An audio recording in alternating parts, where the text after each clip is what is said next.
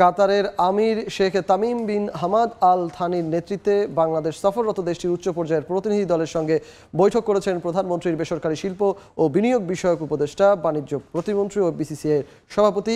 এই মুহূর্তে সেখানে ব্রিফিং চলছে, কথা বলছেন সালমান এফ রহমান। সরাসরি চলে যাচ্ছে সেখানে। আমি মনে করি এটা আমরা ভবিষ্যতে এটাও আমরা একটা ফলো আপ করলে আমার মনে হয় এই দুই দেশে আমাদের যেন বাণিজ্যটা বাড়ে।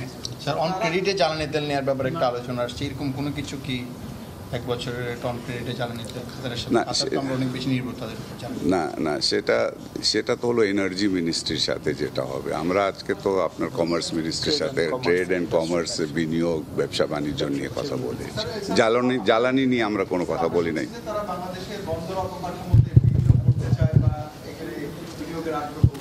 তারা ঠিক সেটা না, তাদের কথা যেটা হচ্ছে তারা লজিস্টিক্স, তারা ট্রেডিং করিডর গুলি দেখতেছে। তো তারা বলতেছে যে হ্যাঁ, আমরা তোমাদের বন্দরটা সম্বন্ধে আমরা একটু বুঝতে চাই, তারপর আমরা কিন্তু ট্রেডিং করিডর যদি আমরা ক্রিয়েট করতে পারি। তাদের কথাটা হলো তারা একটা বিরাট বড় বন্দর করেছে কাতারে, যে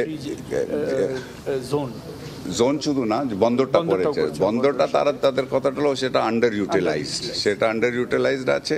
তারা বলতেছে তারা দেখেছে যে সিঙ্গাপুরে বন্দরের যে টোটাল ভলিউম আপনার টার্নওভার পুরো জিসিসির 4 গুণ না 5 গুণ হয়। তো তাদের কথা হলো সিঙ্গাপুরে যদি এত টার্নওভার হয়, তাহলে কিছুটা মানে ট্রেডিং করিডর করে আমাদের বন্দরের সাথে তাদের বন্দরের সাথে একটা কানেক্টিভিটি করে যদি একটা ট্রেডিং করিডর তৈরি করা যায় কিনা, সেগুলি তারা একটু আলোচনায় দেখতে হবে, স্টাডি করবে। ওকে, থ্যাংক ইউ। রাজধানীর একটি হোটেলে কথা বলছিলেন প্রধানমন্ত্রীর বেসরকারি বাণিজ্য বিষয়ক উপদেষ্টা, শিল্প ও বাণিজ্য বিষয়ক উপদেষ্টা সালমান এফ রহমান। আমরা এতক্ষণ সরাসরি ছিলাম সেখানে।